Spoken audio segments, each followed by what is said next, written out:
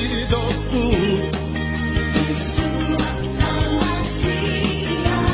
Rey de Israel, ante ti me postraré. exaltado seas tú. Yeshua HaMashiach. Vamos a recitar el Kadish en este momento. Que se magnifique y se santifique su gran nombre. Respondemos. En el mundo que Él creó conforme a su voluntad, que haga reinar su soberanía, haga florecer su salvación y haga que su ungido se aproxime. Respondemos. En la vida y en los días de ustedes, así como en las vidas de toda la casa de Israel, prontamente en el tiempo cercano, decimos.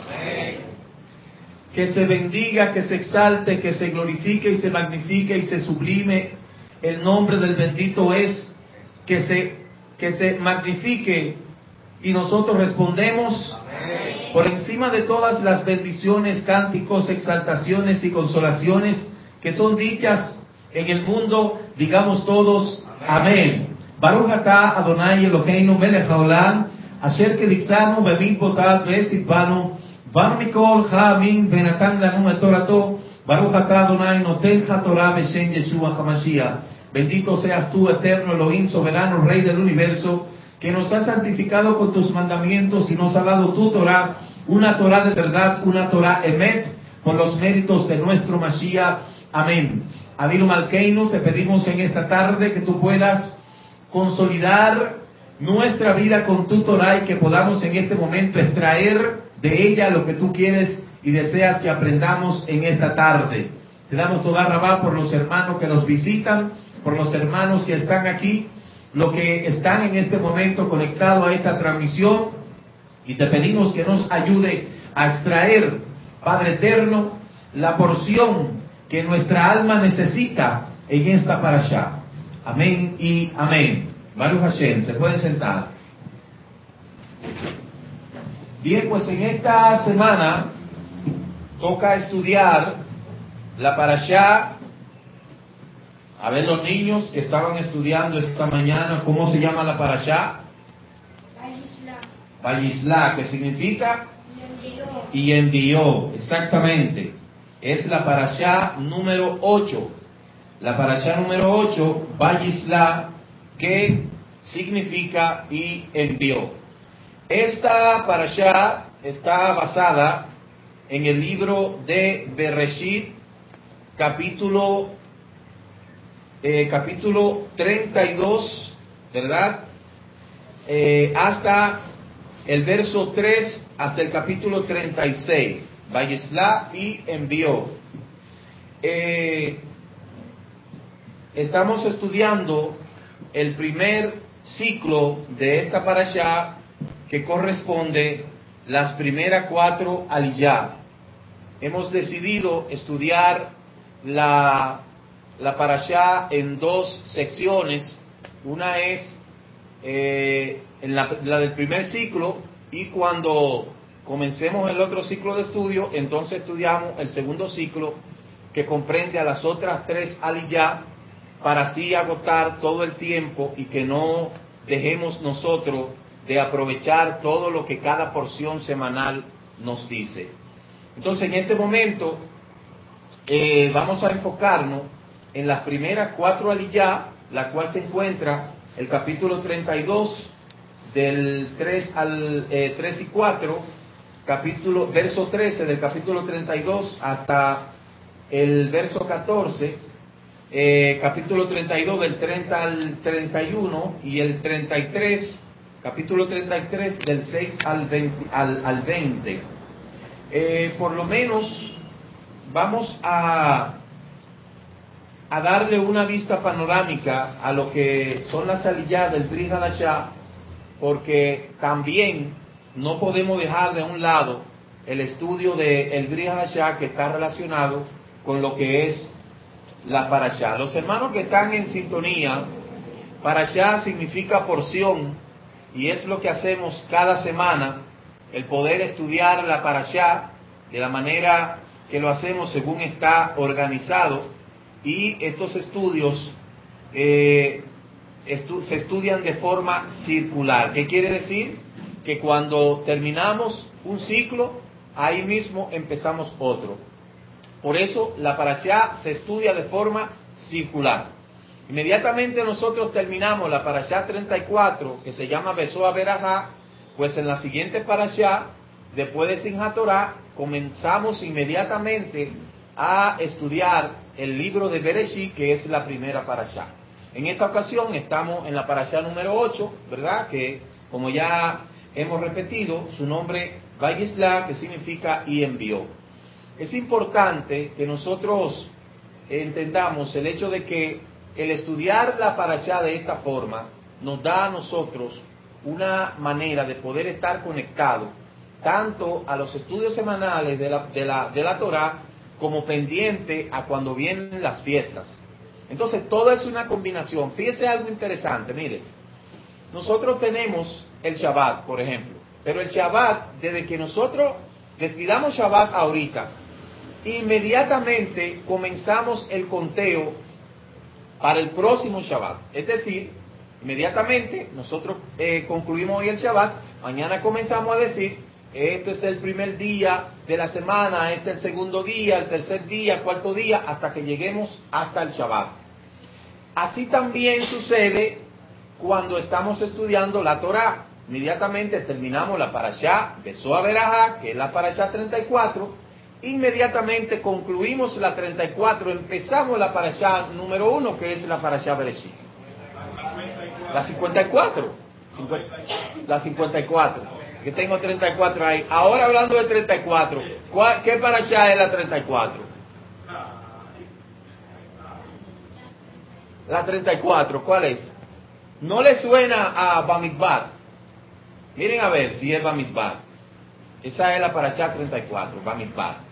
Entonces, ¿qué quiere decir esto? Que nosotros nos mantenemos conectados al estudio de la Torá, a la lectura de la Torá semanal. Por eso ustedes ven que en el matutino nosotros decimos la lectura semanal del matutino.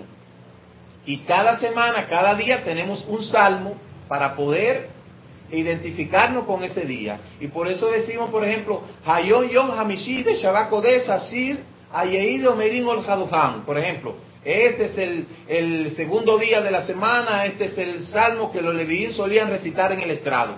Porque todos los días se acostumbraba, después del Shaharit, leer un salmo. Entonces, mire qué interesante, tenemos el conteo de los salmos diario hasta llegar a Shabbat, tenemos el conteo de los meses hasta llegar a las fiestas, y en los meses tenemos incluido el estudio de la parashá. Es para que nadie se descuide de nada. Y las parashá están combinadas con las moadim. Inclusive hay parashá que se compenetran directamente con la porción de esa semana, se conecta directamente con la fiesta que estamos celebrando. Por ejemplo, en Pesa hay una porción para Pesa, una porción para Sukkot, una porción para también Shavuot, y así sucesivamente. Es decir, nosotros tenemos un enfoque directo a lo que es el estudio de la Torá. Y por eso es que estudiar la parashá de esa manera nos da a nosotros la facilidad de no descuidarnos en nada del estudio de la Torá. Todo creyente sabe que al empezar el día, ¿qué es lo primero que tiene que hacer? Hacer su tefiló, hacer la tefiló de Shaharit. Esa tefiló de Shaharit, al concluir la tefiló de Shaharit, tiene una lectura del Tehilim.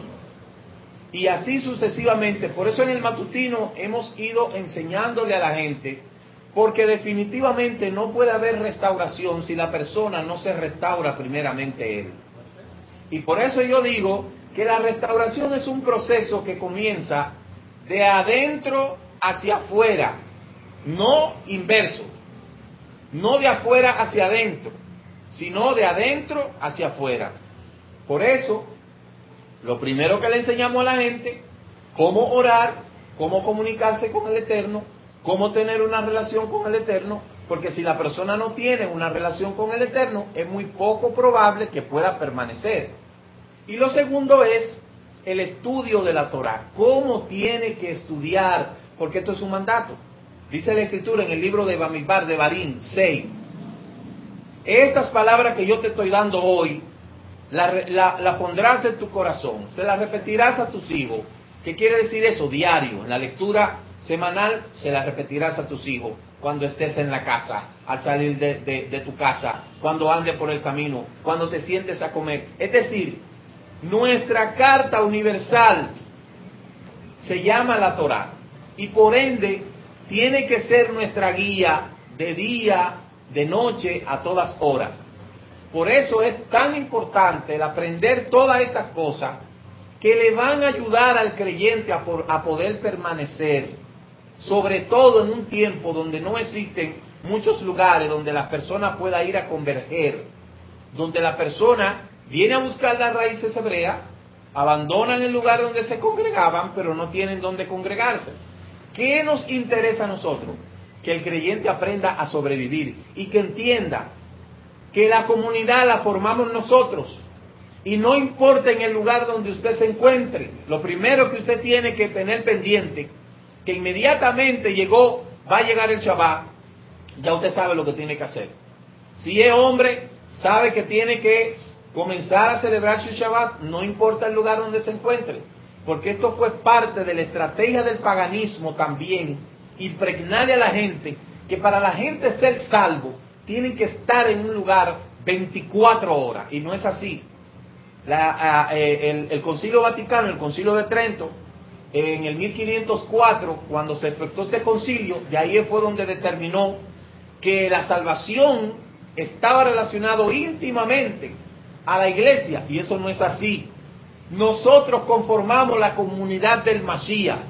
Por eso un creyente, no importa dónde esté, al llegar el Shabbat, sabe que tiene un compromiso con el Eterno, de celebrar el Shabbat, de guardarse, porque este es el mandato que Él ha dado en el libro de Éxodo capítulo 31, verso 16. Los hijos de Israel guardarán el Shabbat, porque este es un pacto perpetuo, una señal entre el pueblo de Elohim y yo, porque en 6 días Elohim creó los cielos y la tierra, y en el 7º día descansó.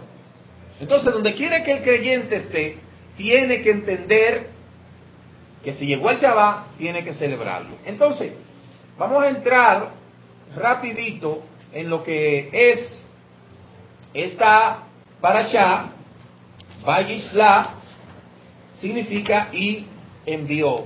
Y vamos a omitir las lecturas debido a que tenemos un poquito el tiempo acelerado, pero vamos a leer la primera aliyá, capítulo 32, verso 3. A ver que alguien se pueda poner de pie y pueda leer. Capítulo 32 de Bereshit, lo que están ahí en línea. Capítulo 32 de Bereshit, Génesis, el verso 3. A ver si alguien ahí puede leerlo, de los varones que están aquí. Si puede leerlo ahí.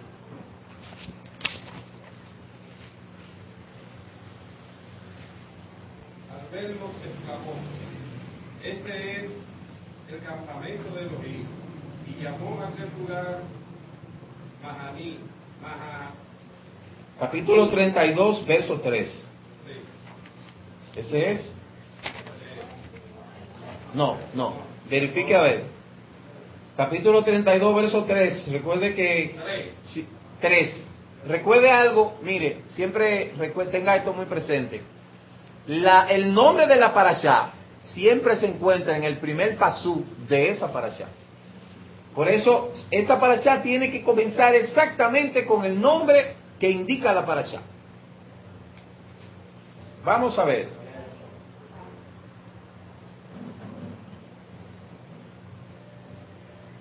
Capítulo 32, verso 3. Jacob envió mensajeros delante de él a Esaú, su hermano, hacia la tierra de Seir, el país de Edom. Exacto. ¿Usted ve cómo comenzó? ¿Cómo se llama la parashá? Vayishla. ¿Y qué significa? Y envió. Entonces, el primer pasuk empieza diciendo: entonces Jacob envió mensajeros de sí a su hermano Esaú a la tierra de Seir, la región de Edom. Ahí confirma el nombre de la parashá. La palabra hebrea para mensajeros, la que se utiliza en hebreo, es malachim, que normalmente se traduce como ángeles, pero también esta palabra puede ser usada en personas también. Por eso, cuando una persona se le delega una autoridad de ir a representar a alguien, también es un mensajero, es un enviado.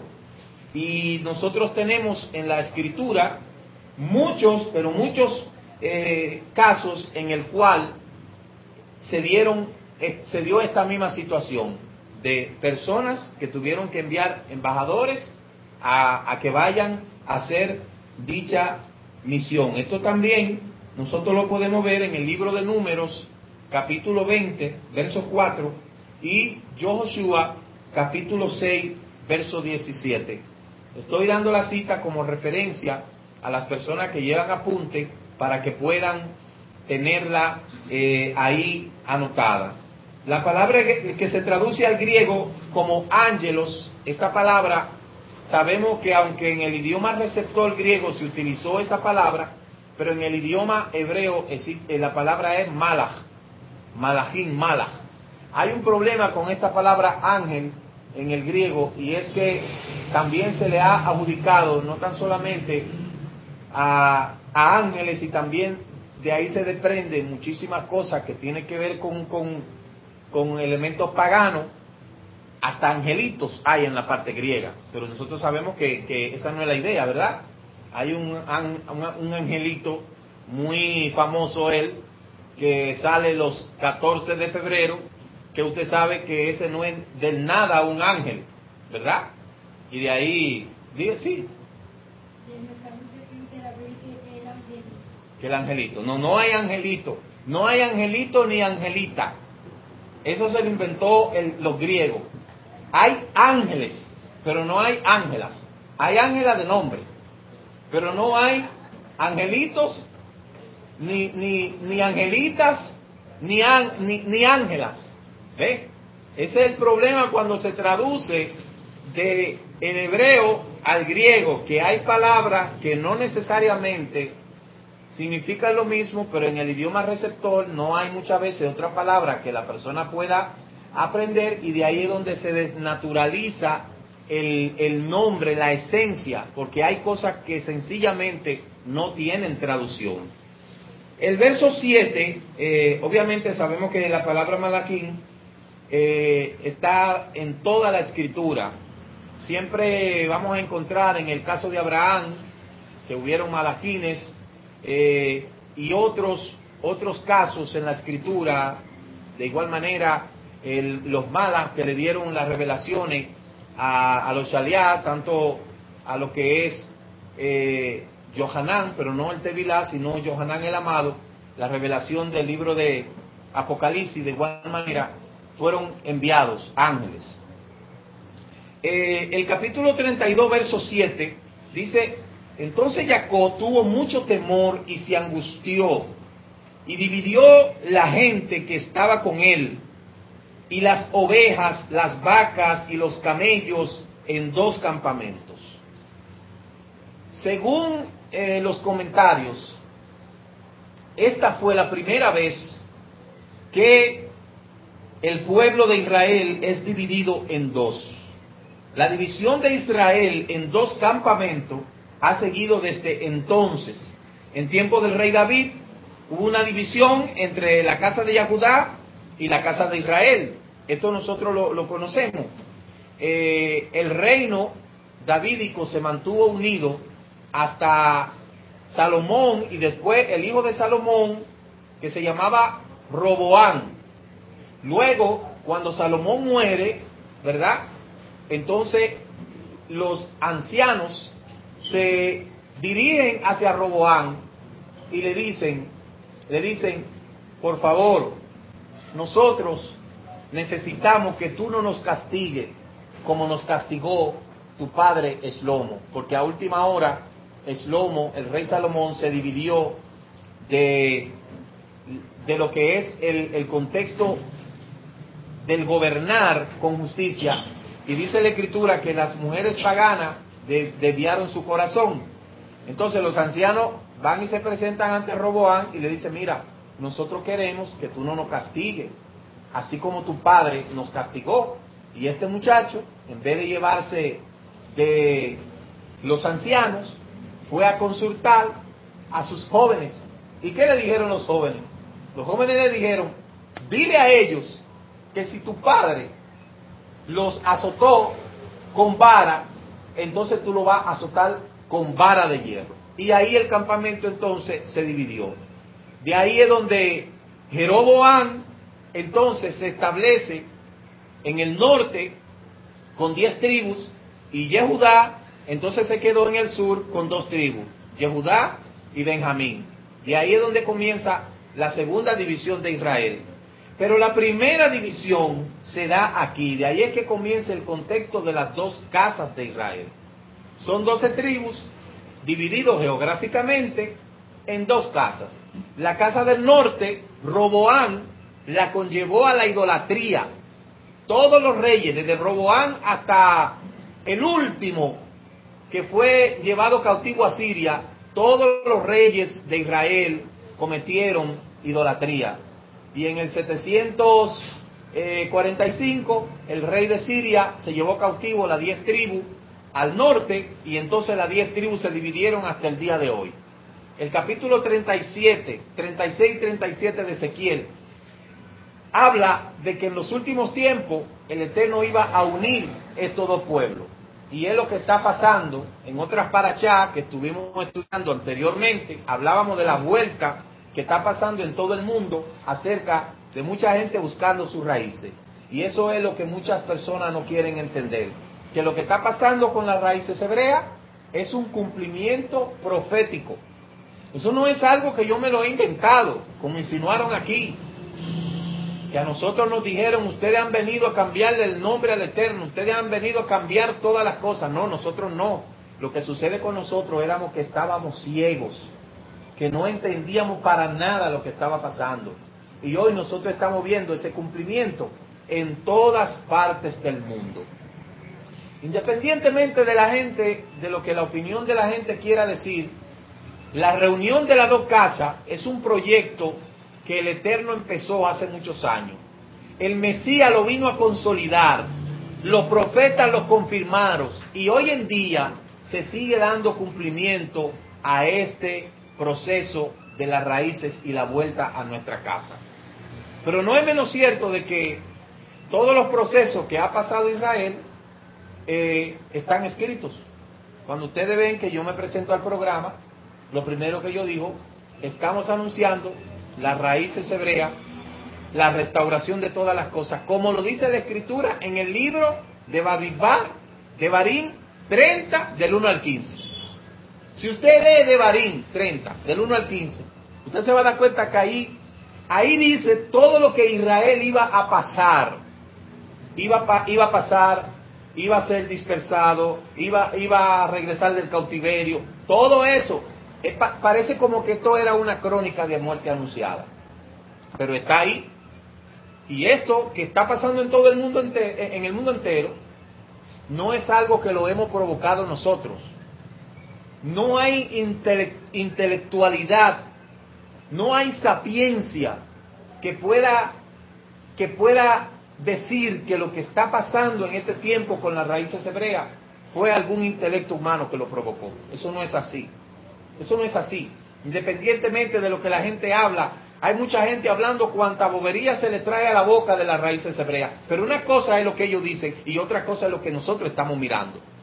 Que mucha gente dice, he llegado al lugar en donde yo quería estar, donde se sienten gozosos cuando se le habla del Shabbat. Entonces, es algo que es inevitable, independientemente de lo que la gente diga. Lo que sí está pasando es que las raíces hebreas están removiendo las principales pilares de los movimientos en todo el mundo. Y eso obviamente que despierta la euforia de la gente que por tanto tiempo ha tenido un macro o micro comercio con las religiones. Y lamentablemente para ellos, porque para nosotros es una bendición, el tiempo de la restauración ha llegado, indiscutiblemente. Entonces, sabemos que en el 645, de igual manera, 722, el cautiverio de las tribus del norte. 645, el cautiverio de las dos tribus del sur, Yahudá y Benjamín, que fueron llevadas cautivas a Babilonia. Muchos regresaron con Zorobabel, pero las tribus del norte nunca han regresado. De modo que por eso es que mucha gente no entiende que ese Israel que Yeshua dijo en el capítulo 15 de Mateo, verso 24, porque yo no he sido enviado sino a las ovejas perdidas de la casa de Israel, esas ovejas somos usted y yo. Y eso es indiscutible. Entonces, claramente explica estos pasú que con la muerte del rey Shlomo, como ya lo he explicado, la división del reino se produjo, y si no entendemos que Israel está compuesto por dos campamentos, no vamos a entender el consejo del Eterno como ha sido revelado en las Escrituras. Los dos ejes principales de estos dos campamentos son Yahudá y por otro lado Israel, representado por Efraín. O sea, el que no quiere entender eso nunca va a entender el proceso de el regreso de las tribus. Otra cosa es que me he fijado que hay mucha gente que están en contra de las dos casas, pero es que el libro de Ezequiel, capítulo 37, verso 15, habla claramente de los dos olivos. Habla de dos olivos, y esos dos olivos representan dos casas, y esas dos casas son la casa de Israel, reino del norte, la casa de Yahudá, reino del sur. Indiscutiblemente. Entonces, el capítulo 32, del 9 al 12, dice, y dijo Jacob, oh Elohim de mi padre, Abraham, Elohim de mi padre Isaac, oh Eterno, que me dijiste, vuelve a tu tierra y a tus familiares, y yo te haré bien. Indigno soy de toda misericordia y de toda fidelidad que has mostrado a tu siervo, pues solo con mi cayado crucé este Jardén y ahora he llegado a tener dos campamentos. Líbrame, te ruego, de la mano de mi hermano, la mano de Esaú, porque yo le tengo miedo, no sea que venga y me hiera a mí y a las madres con los hijos. Y tú dijiste, de cierto te haré bien, y haré tu descendencia como la arena del mar, que no se puede contar por su gran cantidad. Ahí nosotros vemos la tefiló de un hombre que estaba en apuros. A veces llegará a nuestra vida un momento crucial como ese. Siempre yo he dicho estas cosas. Va a llegar un momento en la vida del creyente que la situación lo va a confrontar y le va a dar el horizonte para ver hacia dónde debe de mirar. Muchos miran a otros lugares, otros abandonan, otros no quieren seguir, pero el Eterno nunca ha dicho que esto iba a ser fácil. Digo el Eterno que esto iba a ser fácil.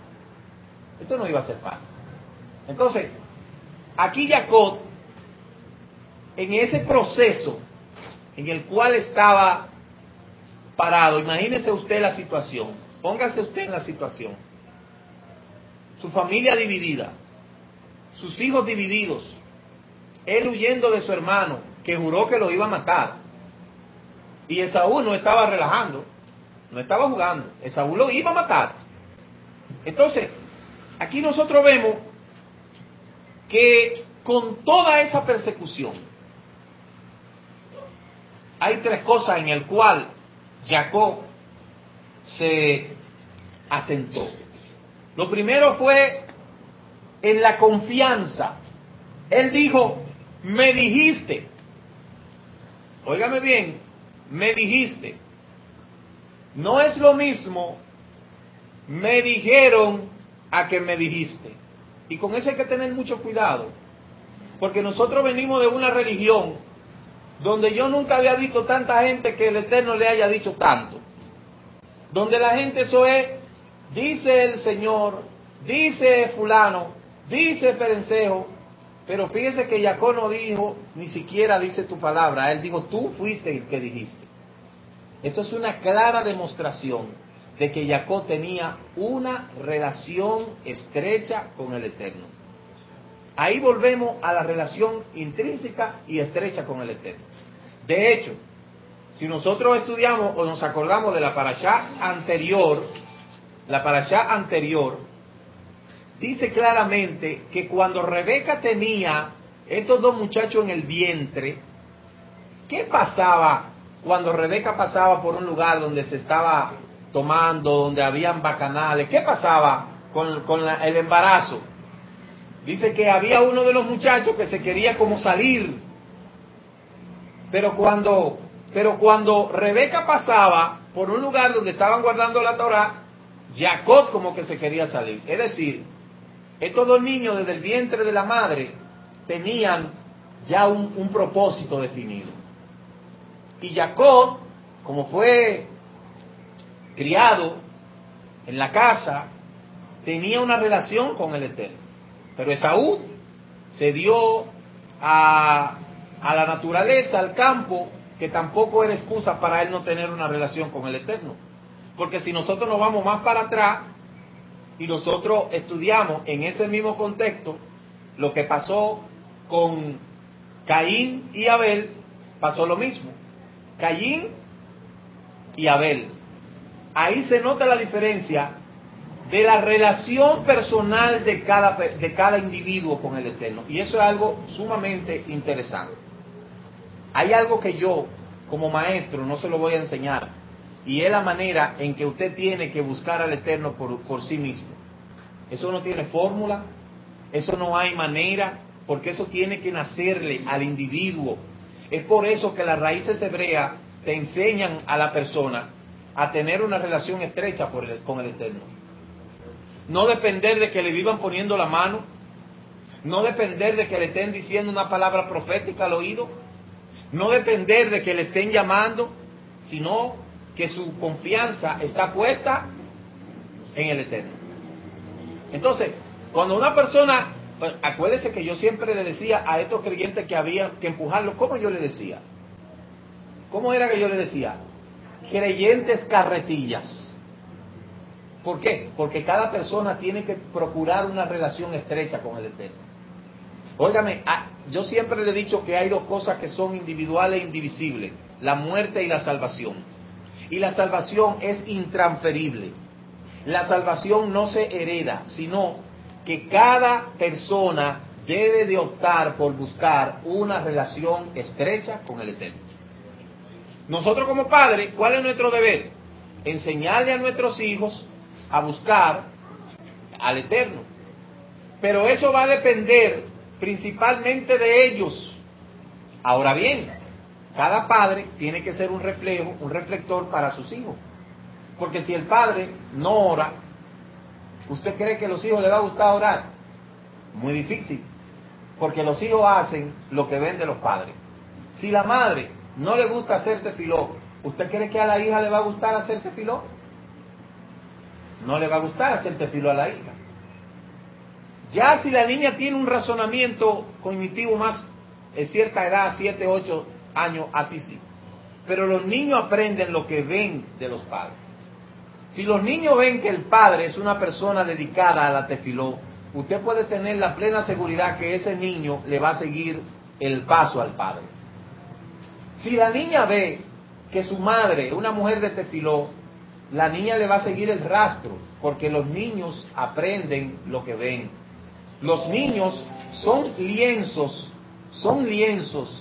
que sencillamente se plasman en ellos lo que pueden ver de sus primeros seres humanos que reciben la influencia. ¿Cuál es la primera enseñanza? ¿De quiénes recibimos la primera enseñanza? De nuestros padres. Esos son los primeros. Por eso, la teoría del conductismo en la educación es una de las teorías con las que yo más me identifico. O sea, yo como maestro me identifico más por la teoría del conductismo. Porque el conductismo es guiar a otros. Y siempre le he dicho que hay una cosa en el mundo en la cual yo me le he tomado muy a pecho. ¿Y sabe cuál es? El papel de ser padre. Para mí ha sido uno de los compromisos más serios que el Eterno ha puesto en mi vida.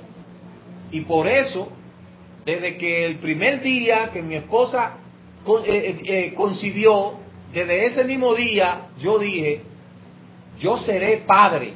Y para mí fue un regocijo emocionante.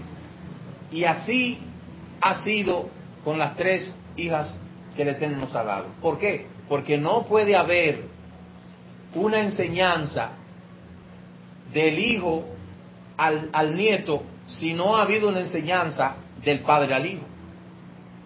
Entonces, esto es importante que nosotros lo entendamos en este momento. Que nosotros entendamos que nuestros hijos aprenderán de la manera que nosotros les enseñamos. Si nosotros no dedicamos tiempo a lo que es la relación con el Eterno, es muy poco probable que nuestros hijos puedan aprender estas cosas que nosotros no le hemos enseñado. Por eso es que la educación en las raíces hebreas es algo que amerita el ponerle mucho énfasis a los niños. Yo se lo vivo diciendo aquí. Hay que ponerle énfasis. Nosotros vinimos con una generación que la perdimos, porque ya los jóvenes que conocieron la restauración después de 14 años, se le ha hecho muy difícil el poder regresar. Y tenemos ese problema en muchos lugares, con muchas personas que dicen, yo le enseñé a mi hijo esto y esto, yo lo llevé a la iglesia, ahora ¿qué hago? ¿Cómo hago ahora? Siéntese con ellos, háblele, dígale, yo pensé que estaba en algo, en un buen camino, pero no, me di cuenta de que había que rectificar ciertas cosas, y muchos lo entenderán, y muchos no lo entenderán, pero yo creo que la mayor parte de la gente lo entiende, y en esto radica esta cosa. La fe del creyente en Yeshua en este tiempo es un reto, y somos más que vencedores. Por eso tenemos que decir, como dijo Jacob dijo, me dijiste. Él dijo, me dijiste. Él no dijo, yo lo vi por ahí escrito. No, tú me dijiste, tú fuiste que me dijiste. Y ahí él comprometió al Eterno. Lo segundo que le dijo fue, indigno soy. ¿Qué quiso decir esto? Que él se humilló. Quizá ese orgullo que tenía se le fue. Él dijo, indigno yo soy. Yo soy indigno. Y lo tercero que dijo, lo que muchos hombres muchas veces quieren ocultar. Tengo miedo. Tengo miedo. Y cuando ese miedo se adueña del corazón, mire, eso es una cosa tremenda. Pero claramente, dice el comentario que en la hora de la verdad, Esaú tenía poder y deseo de matarlo. La razón por la que Jacob había vuelto a la tierra prometida fue por una orden divina. Jacob no podía confiar en su propia fuerza, ni en sus propios méritos, sino solo en la misericordia y la promesa del Eterno para su vida. Tampoco podía esconder su temor. A veces nosotros queremos ser actores y actrices. Y por eso es que yo le digo a las personas, en las raíces hebreas no hay lugar para actores y actrices. Aquí uno no se puede disfrazar, porque el que se disfraza, como había mucho disfraz, ¿verdad?, que se escondían detrás de la música, detrás de los cantos, de los alaridos. Aquí va a llegar el momento, va a llegar la hora en que la verdad te va a confrontar y tú vas a tener que demostrar si ciertamente la fe tuya está puesta en el Elohim viviente. Por eso yo le decía en estos días en el matutino que los héroes de la fe, la lista de los héroes de la fe todavía se está escribiendo. Ahí es los últimos que dice el libro de Hebreos es, muchos fueron aserrados, muchos fueron perseguidos, muchos fueron abandonados. Y ahí, en esa lista, entramos nosotros. Muchos tuvieron que abandonar a sus amigos los abandonaron, fuimos vituperados, y como me dicen en muchas naciones, nos vemos como bichos raros, nos ven como bichos raros, nos dicen los locos, todo eso nosotros padecemos. Pero qué bueno que el Eterno está con nosotros y nunca nos ha abandonado. La decisión de seguir al Eterno en este tiempo es más que un reto. Y yo he entendido en carne propia porque fue que Yeshua dijo, el reino de los Hashamayes se hace fuerte y solo los valientes lo arrebatan. Esto no es para cobardes. Esto no es para cobardes. Va a llegar un momento en que nos va a confrontar.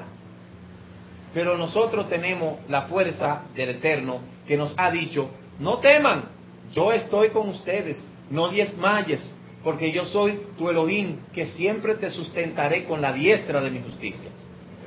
Y dice el Tehilim 121, Shir la Maalo, Esaenabe Harim, Meai Yabo Esri, Esrie y Hashem, Osheshamaim Baaret, Aliten la Moltra Reja, Al Yanu Shomeja, y Nelo Yanu, Shelo y Shan Shome Israel.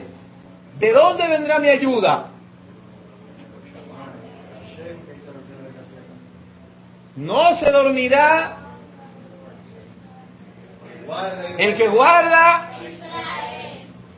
Por eso nosotros no tenemos que temer, no tenemos que tener miedo. Dice segunda de Timoteo 1:5, porque tengo presente la fe no fingida que hay en ti, lo cual habitó primero en tu abuela Lois y en tu madre Eunique. Mire la importancia de los abuelos.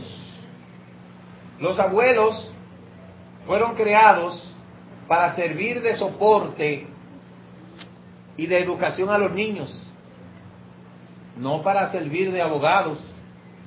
En una ocasión una madre le dijo a un niño, ¿quién fue que hizo ese reguero en la habitación? Y el niño le dijo, no diré nada hasta que no venga mi abogada. ¡Abuela!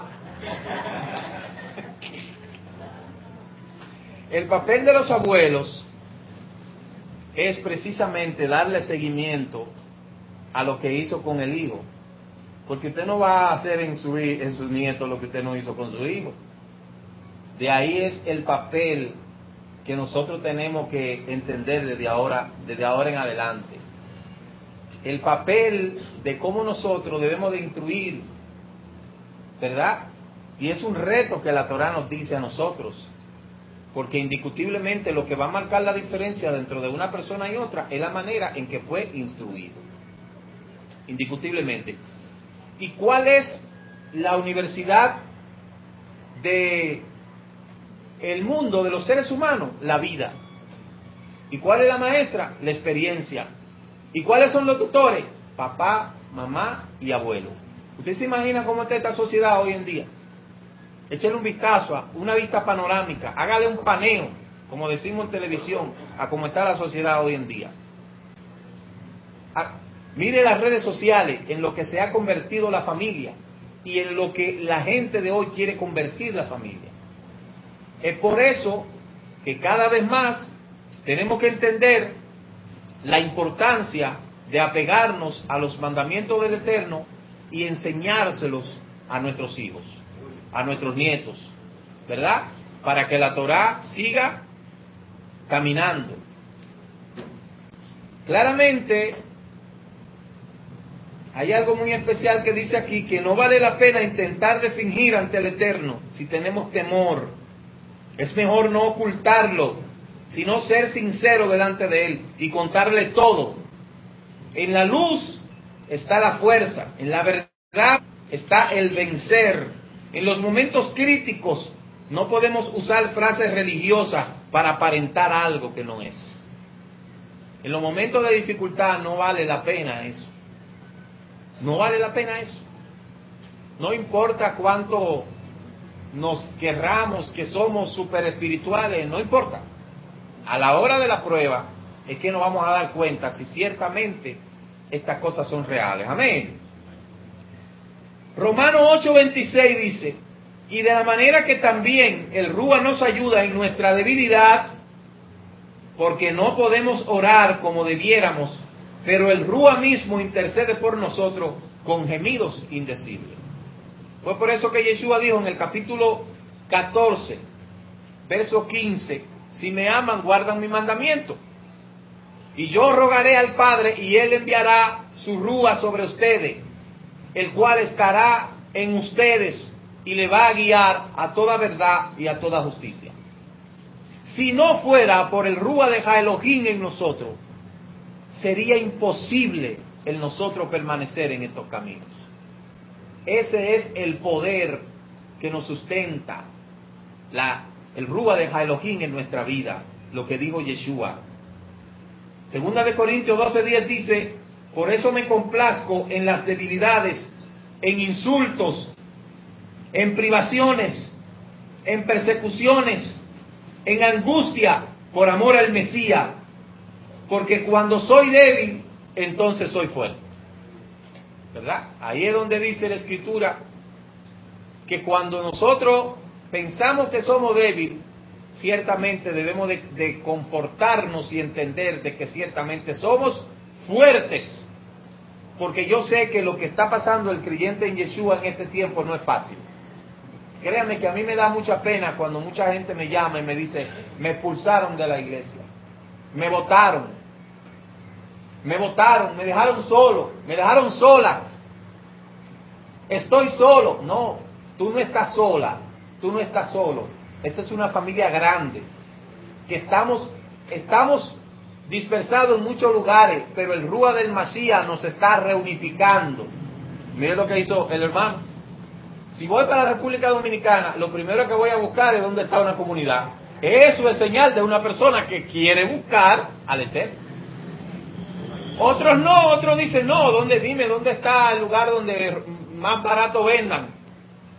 Dime dónde está el lugar donde hay diversión. Entonces, aquellos que le sirven al Eterno hacen la diferencia, y lo primero que hacen es que se ubican, y por eso es que esto es una familia grande, como la gente no se imagina. Mire, cuando estuvimos en Arizona, yo nunca pensé que había tanta gente en Arizona. Sí que me sorprendieron la cantidad de gente. Por eso yo le digo a las personas, no diga que usted está solo, porque es muy probable que en ese lugar en donde usted se encuentra hay 5, 6, 7, 8, 10, 20, 30, 40, 50, 60 personas. Y el Eterno está fijando las coordenadas para juntarnos.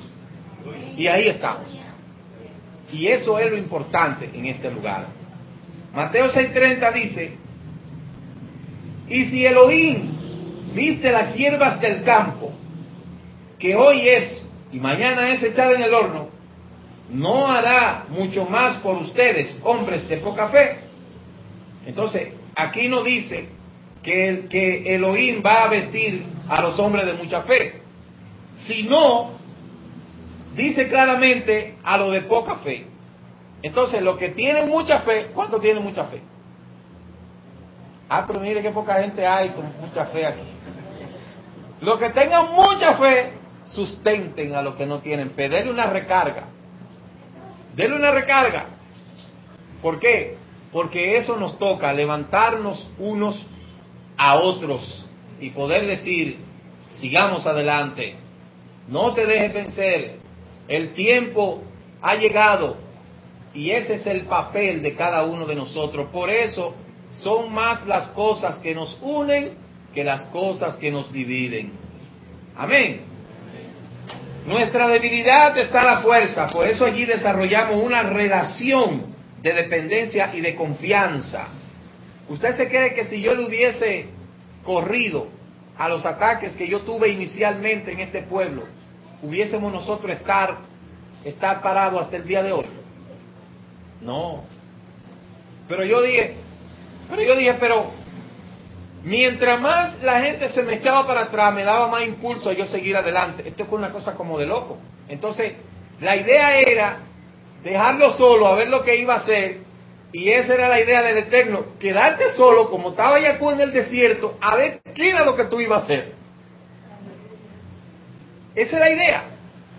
El Eterno nunca va a tratar contigo en medio de grandes multitudes. El Eterno trató siempre con sus escogidos en el desierto.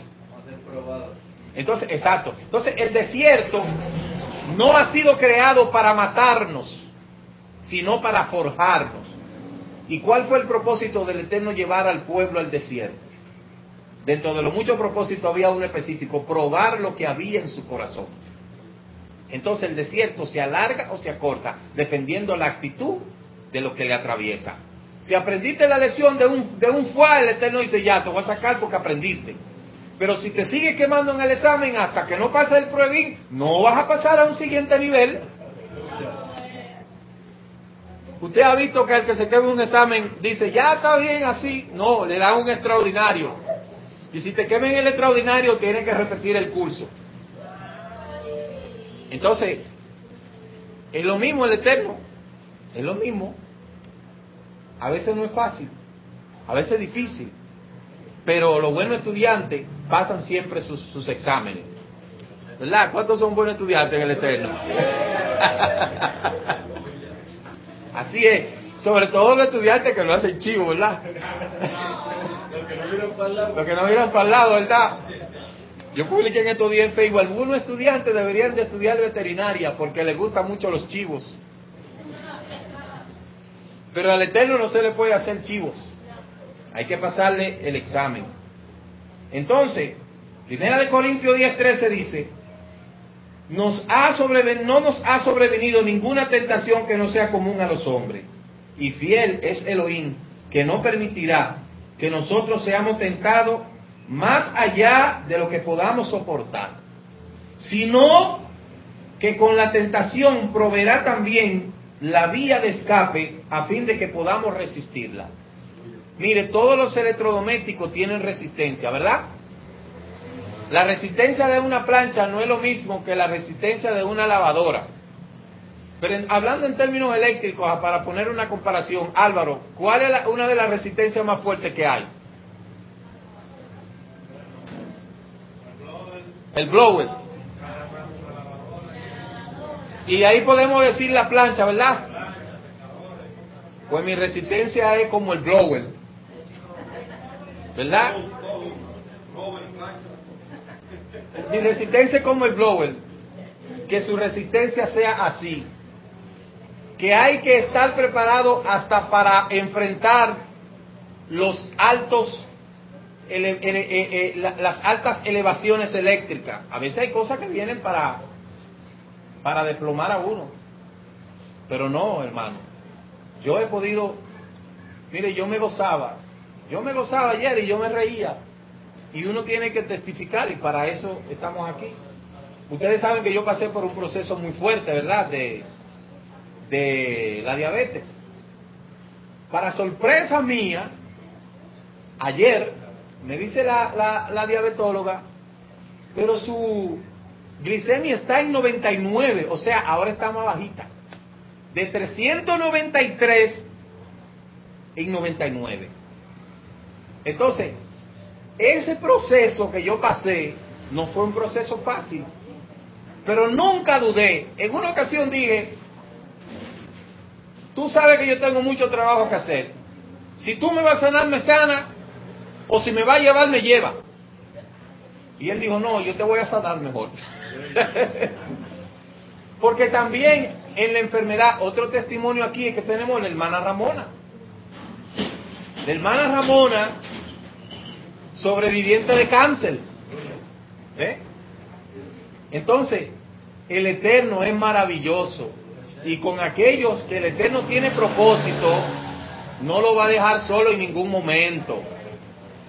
Amén. Así es que, si no es por la enfermedad, si no es por la economía, si no es por cualquier conflicto, tenemos que ser probados. Pero el Eterno no nos va a dejar solo en el proceso. Además, no nos va a venir nada en la cual nosotros no hayamos pasado. Hay muchas personas que dicen: pero ¿por qué me está pasando esto en la vida?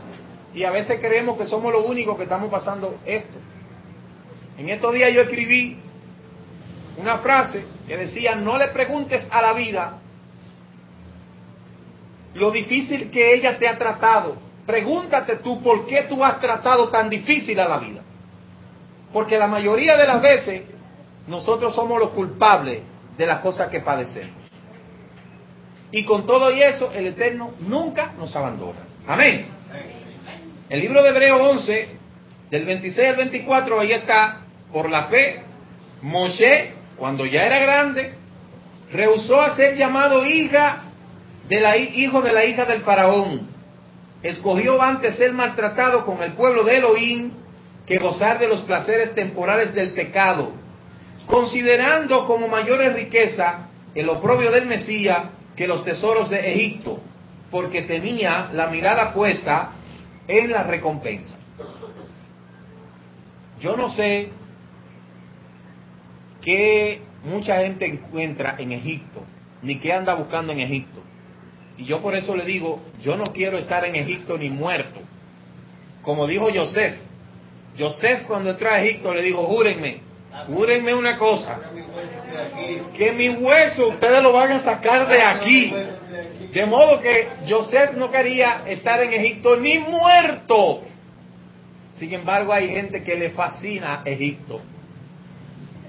Digo, les encanta, porque Egipto les encanta. No, nosotros no tenemos nada que buscar en Egipto. Además, ¿qué tiene Egipto que ofrecernos a nosotros? Bueno, arena. Arena, hambre, eso es Egipto. Eso es si no encuentra un escorpión que viene. Sí, yo sé que los niños están bien afinados ellos. Dígame, Rotel. Bueno, una persona que esté un poco, no sé, de la mente, puede dedicar a vivir a Egipto, porque una encuentra ni agua. Ah, bueno, ya usted sabe. Arena es su vida, es arena para construir una casa. Ya usted sabe, dígame.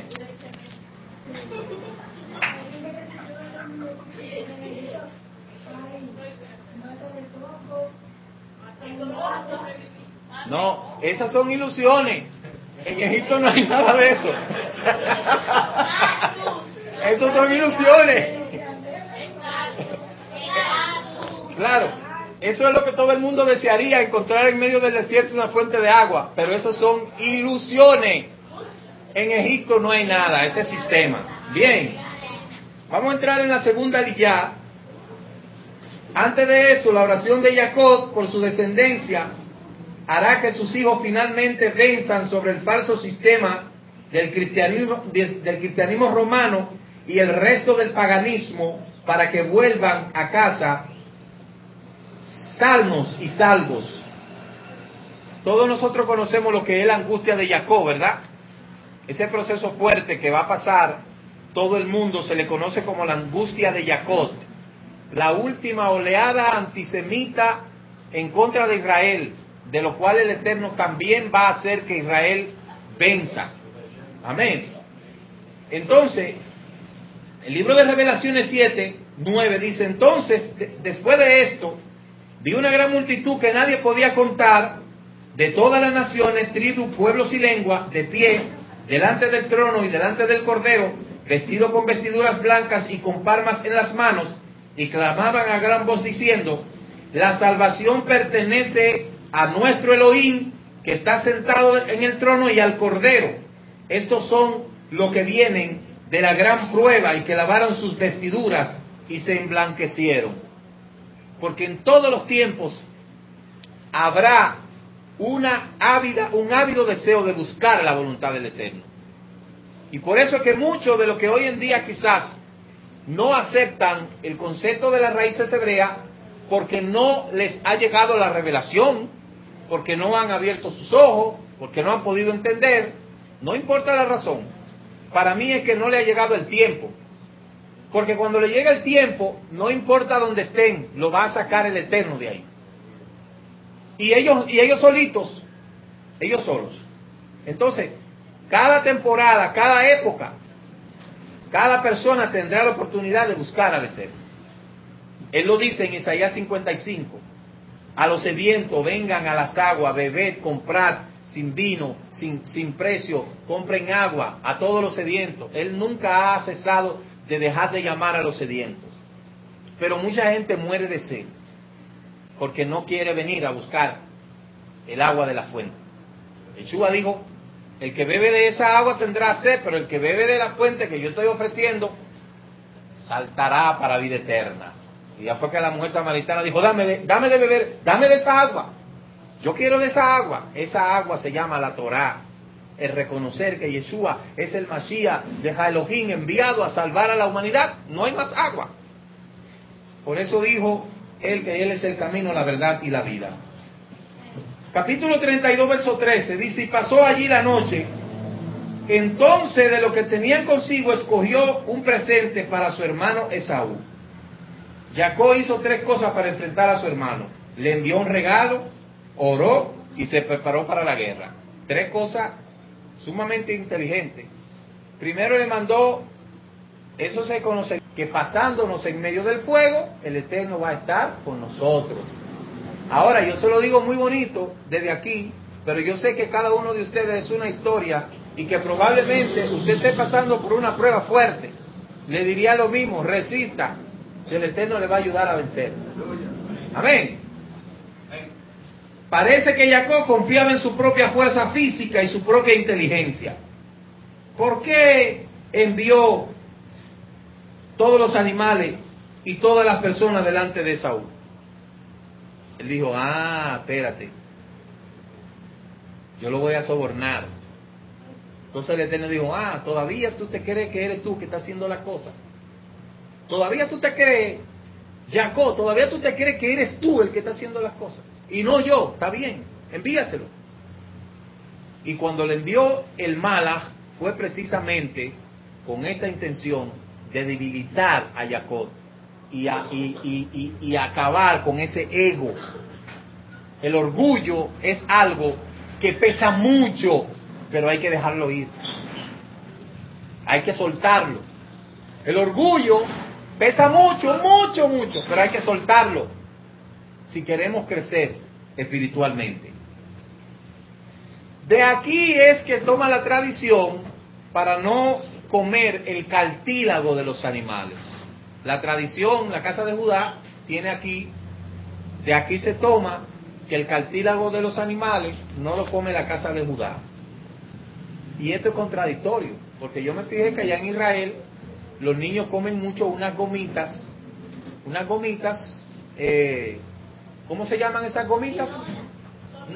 Unas gomitas, sí. Esas gomitas las hacen de cartílago de animal. Y yo sé que en Israel no la hacen del cartílago del puerco, que es que lo hacen las demás naciones hacen esa gomita que usted se las halla muy buena. Eso lo hacen de cartílago de puerco. Así que si usted está comiendo eso, usted está comiendo chancho, puerco. Eso lo hacen de cartílago de animal. Eso no se puede comer. Pero en Israel yo vi que se hace eso, me imagino que se hace de animales kosher. Pero aquí, después que yo me di cuenta de eso, yo nunca más he vuelto a comer esas cosas. Entonces de ahí es donde viene que ellos no comen el cartílago de los animales, porque en esta lucha, el ángel no pudo dominar a Jacob y era demasiado fuerte en sí mismo. Entonces recordemos que los ángeles son enviados por el Eterno cada vez para efectuar una obra suya en la tierra. ¿Cuál fue la misión de este Malach? Quebrantar la autosuficiencia de Jacob. Ese era el propósito.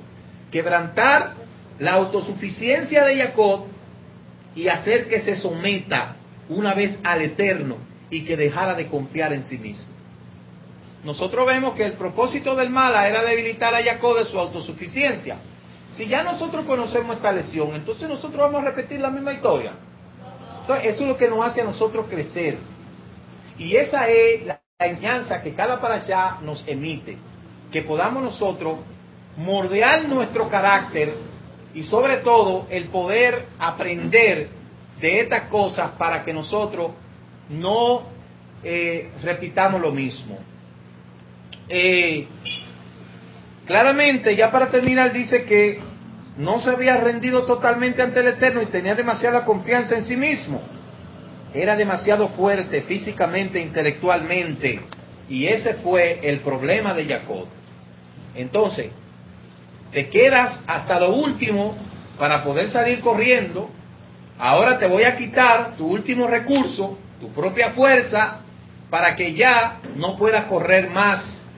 Y vendrá Esaú por ti y tendrá que enfrentar la situación y confiar en el Eterno y no en tu propia capacidad. ¿Ve? A la hora de la verdad, ahí es donde nos damos cuenta si ciertamente tenemos fe. La lucha entre el Mala y Jacob fue una lucha de poder. ¿Quién va a dominar la vida de Jacob? ¿El Eterno o Jacob? El ángel no pudo dominar a Jacob. Era demasiado fuerte en sí mismo. Y recordemos que los ángeles son enviados por el Eterno cada vez para efectuar la obra suya en la tierra. ¿Cuál fue la misión de este Mala? Vuelvo y repito, destruir la autosuficiencia de Jacob. Oseas 12:5 dice: el Eterno tiene también contienda con Yahudá, y castigará a Yahudá conforme a su camino, y conforme a sus obras le pagará. En el vientre tomó a su hermano por el talón, y en su madurez luchó con Elohim, y luchó con el ángel, y prevaleció. Lloró, y le pidió su ayuda. En Betel encontró, y allí él habló con nosotros. Sí, el eterno Elohim de los ejércitos, el eterno es su nombre. Entonces te muestra como esto quedó anotado en el libro, en el Sefer Hayim de las analogías del Eterno. Esta lucha sin cuartel entre el Malach y Jacob quedó escrito como un memorial. ¿Qué nos resta a nosotros decir? Que no tenemos que pasar por la misma experiencia de la que pasó Jacob si ya nosotros hemos aprendido la lección. O si usted quiere, repita la lección, no hay problema. Yo aprendí. Yo he aprendido. ¿Usted no aprendió? Si usted no aprendió, dígale al Eterno que usted quiere experimentar lo mismo. Pero yo aprendí. Muestra que Hashem no estaba conforme con los caminos de Jacob hasta que fue quebrantado. Esa era la palabra que yo quería. ¿Qué es el quebrantamiento? El quebrantamiento es precisamente ese arrepentimiento que viene desde adentro hacia afuera y que te dice, ciertamente yo soy insuficiente.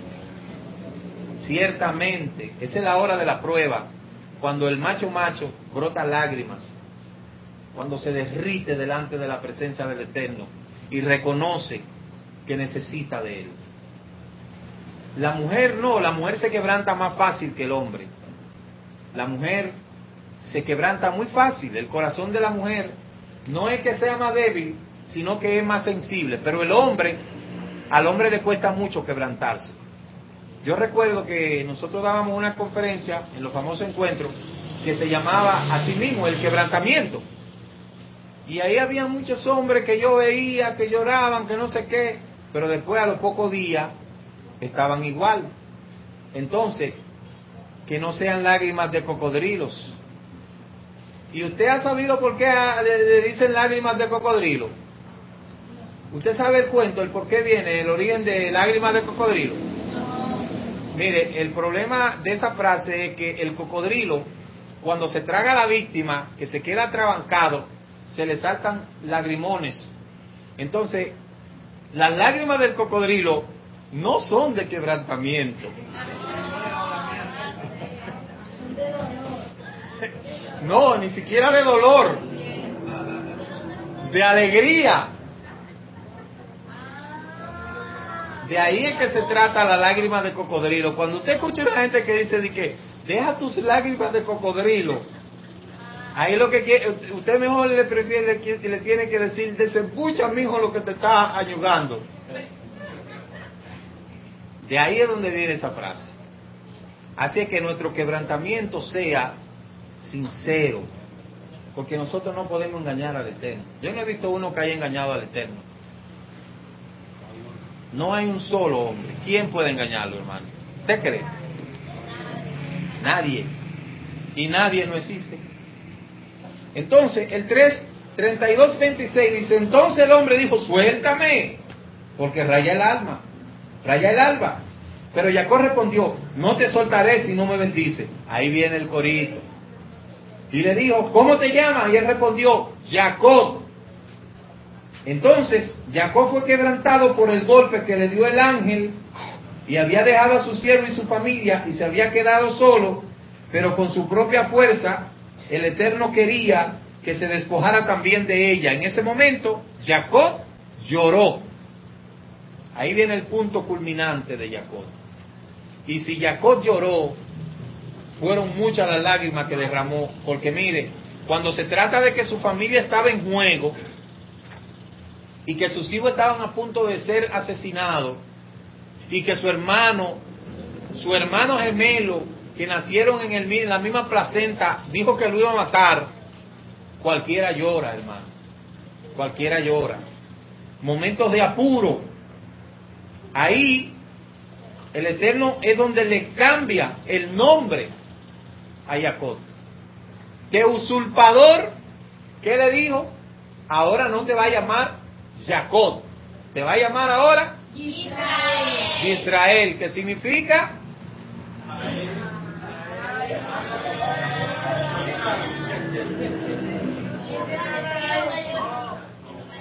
el que vence, o el que ha vencido, o el vencedor, el que lucha con el Eterno y vence, ¿verdad? Entonces, si tú quieres que el Eterno te cambie el nombre, humíllate. Por eso, en la cultura hebrea se usa el nombre ambiguo y cambio de nombre. ¿Qué quiere decir esto? El nombre que nos pusieron en nuestras naciones son nombres consagrados muchas veces a deidades paganas. Por eso se utiliza el cambio de nombre. Cuando una persona hace conversión, se le cambia el nombre. Y el Eterno cambia nombre. ¿Cómo se llamaba? ¿Qué nombre le puso al patriarca? El patriarca se llamaba Abraham. ¿Y cómo le puso? Abraham. La matriarca se llamaba Sarai. ¿Y cómo le puso? Sara. Entonces fíjense, a Jacob le puso Israel. Y esto mismo dice el libro de Apocalipsis capítulo 2, dice la Escritura, y le daré un nombre, una piedrecita con un nombre nuevo, que lo sabe solamente el que recibe la piedrecita. De modo que nosotros también, nuestro nombre en el Olam Abba ha sido cambiado.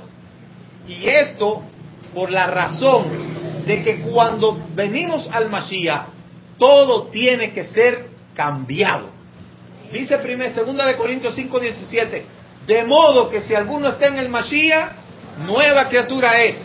Las cosas viejas pasaron y aquí todas son hechas nuevas, incluyendo el nombre. Nosotros, a Yehoshua, exacto, a Osea, le puso Yehoshua y se lo puso Moshe. En la cultura hebrea sucede eso, cuando una persona se hace la Brit Milá, se cambia el nombre. En Estados Unidos usted se puede cambiar el nombre fácilmente. Ahora aquí no. Aquí ustedes le pusieron Juan Machepa y Juan Machepa se va a quedar hasta que se muera. Porque aquí cambiar un nombre, mire, hasta cambiar un apellido aquí, eso es un problema. Hasta una letra, eso es un problema. Sin embargo, cuando nosotros hablamos de ese término, ahí nosotros entendemos el por qué se le cambió el nombre tan fácil al Mesías. El Mesías no se llama Jesús. Si existiera una acta de nacimiento del Salvador que nació en Israel, ¿se llamaría Jesús? No, porque entonces diría, pero es que ese nombre es latino y él era Yahudí. Si van a buscar el acta de nacimiento del Mesías, no se va a llamar Jesús, se va a llamar Yeshua. Igualmente, si van a buscar la acta de nacimiento de Rab Shaul, ¿usted cree que se va a llamar Pablo? No se va a llamar Pablo. Y si esta gente hubiera una oficialía del Estado Civil de Damasco y pudiéramos ir a buscar una certificación como se hace algún día, nació en tal fecha el niño, hijo de tal, o en la sinagoga donde nació, y su nombre era Shaul, ¿verdad? No se llama Pablo. Ni todos los talmidines tampoco. En la ciudad de Jerusalén, a los tantos días nació el niño Matisyahu, no se va a llamar Mateo. Kefa, ¿verdad? Mordecai, Marcos. Entonces, el cambio de nombre es una cosa que la gente no quiere entender. De hecho, todos los que están morando en el cementerio tienen el nombre del difunto o tienen el mismo nombre de cuando estaban vivos. Tienen el mismo nombre. Fulano de tal, alias tal, nació tal día y murió tal día. Entonces el nombre propio continúa con la gente hasta después que se muere. Y la gente no entiende eso. El nombre, el Mesías, no va bajo ningún concepto a llamarse Jesús, porque primero, nosotros para poder ponerle un nombre, nosotros lo que pasamos ya de 40 años, a nuestra madre le hicieron la sonografía del cuchillo y la cuchara, del tenedor y la cuchara. Esa fue la sonografía que le hicieron a muchas de las madres de nosotros. ¿Cuál es la sonografía del cubierto y la cuchara? Le decían a la madre, ponían un cubierto en una silla y una cuchara en otra silla. No sé si en Puerto Rico lo hacían así. Entonces venía la embarazada y le decían, siéntate ahí. Si la embarazada se sentaba en la cuchara, era hembra. Y si se sentaba en el tenedor, era varón. Así se le ponían los nombres a los niños antes de nacer. Si la sonografista era buena y daba en el blanco, era así. Si no, inmediatamente nacía el muchachito, diría, nos equivocamos. Pero ya no. Ya la ciencia está tan avanzada que ya el niño a la poca semana o la niña se sabe el sexo que es. Entonces imagínense, muchos de nosotros tuvimos que esperar nacer para confirmar el nombre que nos había puesto la sonografista. Pero en tiempo de Yeshua fue el Malach que le dijo, tú concebirás y le pondrá por nombre Yeshua, porque él salvará a la humanidad. Y la gente es tan atrevido que le ha cambiado el nombre al Salvador. Mire esto. Y la gente no entiende esto. La gente no comprende de que fue un atrevimiento el cambiarle el nombre al Salvador.